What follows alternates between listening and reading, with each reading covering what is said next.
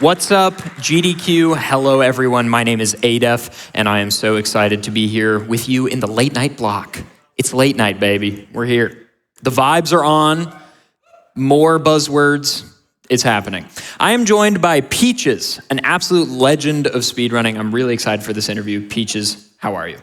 Doing great. A little bit tired because I got to stay up and watch as much as possible. Of course. I'm hanging in there.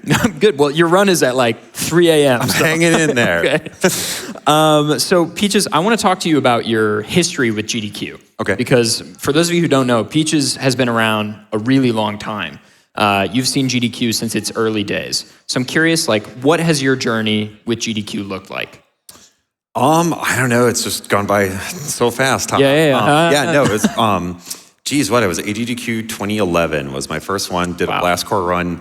And it was kind of funny because I remember driving home and I was like, I don't know, I spent a week there and I just was playing for half an hour and like didn't really make any friends or anything. So like, whatever, like I'm never coming back to one of these ever again. Like tip over a chair as I go to my bedroom and slam the door.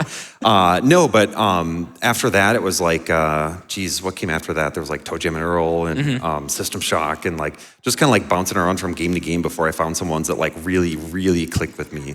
So I was like Kid Chameleon, Typing of the Dead, of course. Like I never get tired of running these games. And I'm always on the hunt for new stuff, but I feel like, there's just some games that I'm just never going to get sick of. So it really is wild that 13 years later, which it's kind of wild to think that it's been that long. Yeah. You're here. Yeah. I mean, how many, if you had to ballpark it, how many GDQs do you think you've been to? I guess probably about 20. Wow.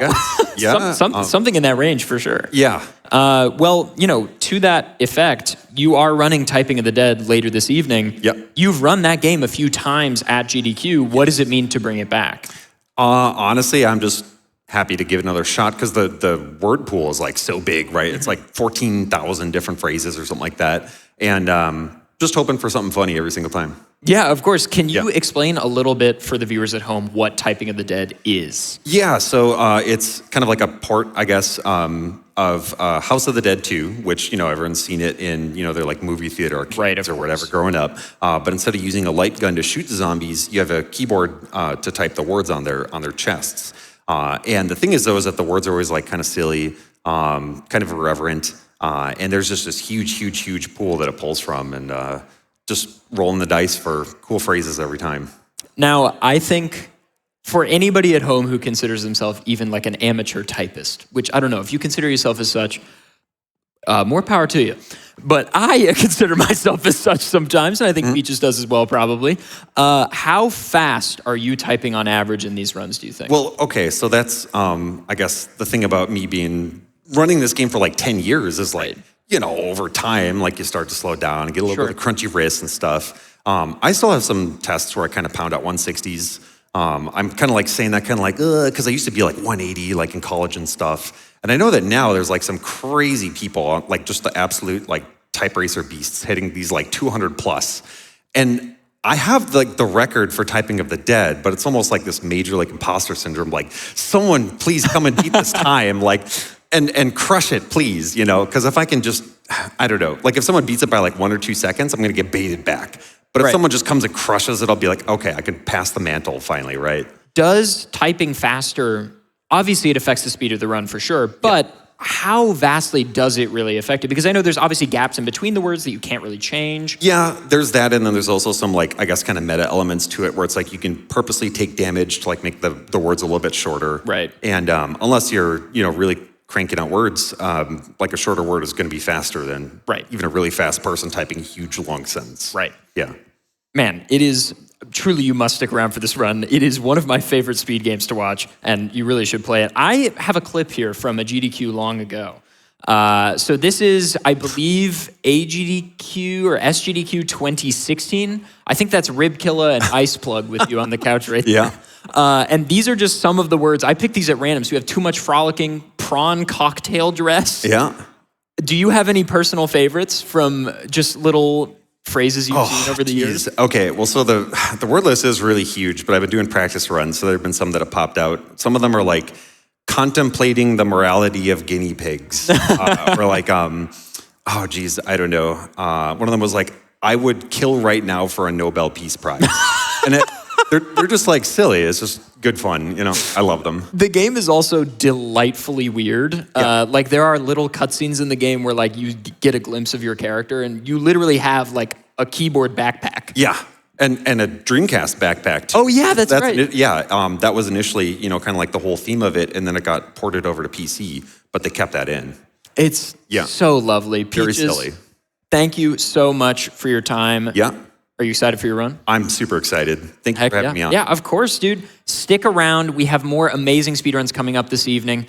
You do not want to miss any of the programming we've got this evening, especially Typing of the Dead. Stick around. I've been Adef. We've got more AGDQ coming up right after this. Thanks, Adif and Peaches. I've actually watched a few speedruns of Typing of the Dead myself, and I have to say, I really wish I could type like those speedrunners can. That's going to be an amazingly hype run. We have $15 from Carrie. Holy musical daredevil, Batman. Sending love to the entire video game music community from the left coast. Shout out to everyone on this amazing Between Run playlist, and best of luck to the daredevil of a runner too. And of course, coming up next, we have Clock Tower run by Ecdysis. And we have plenty more games after that, so definitely stick around. This event is only getting more hype.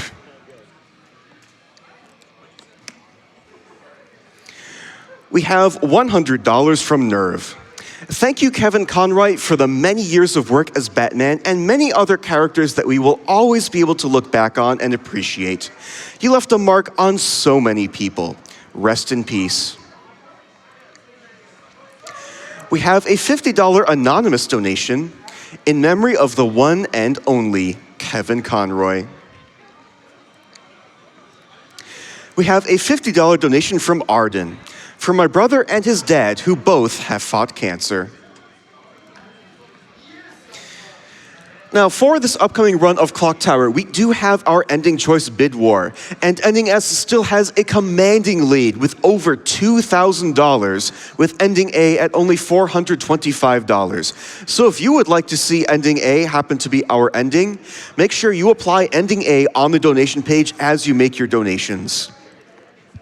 I am also pleased to announce that we have met the incentive for the Glitched Ending D showcase, so we will be seeing that coming up right after the regular Clock Tower run.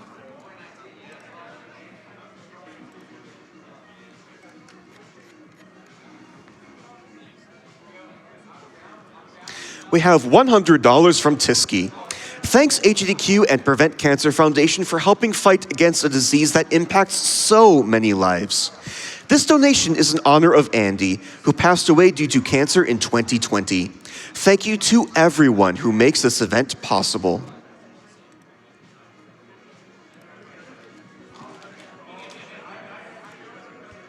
We have $5 from Sky. $5 donation train, let's go.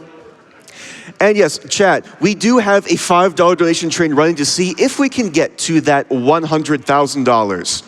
So if you would like to participate in the $5 donation train, all you have to do is just donate $5. That's all. You don't have to apply it to an incentive, although we would certainly appreciate it if you did, especially that Ending Choice bid war. But all you have to do to participate in the donation train is just donate $5. And hopefully we can get to that $100,000 soon.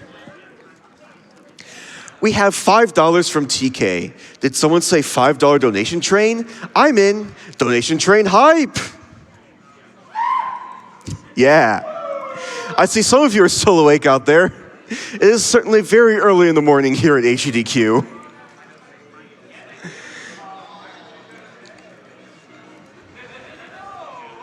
We have $25 from Bardic Feline. I am vengeance. I am the night. I am Batman. Donating to the Clock Tower incentive for Ending S. It just feels like the best way to follow up on this brilliant Batman run.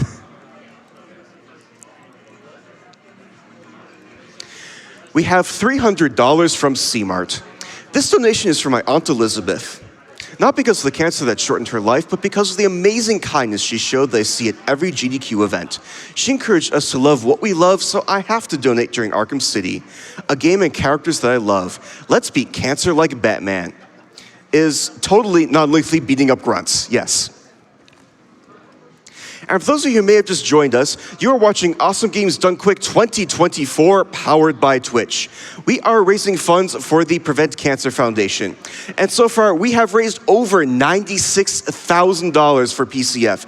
Thank you all so much for your generosity. And now I have gotten word that we are all ready to go, so I'm going to hand it off to Ecdysis for this run of Clock Tower. Take it away.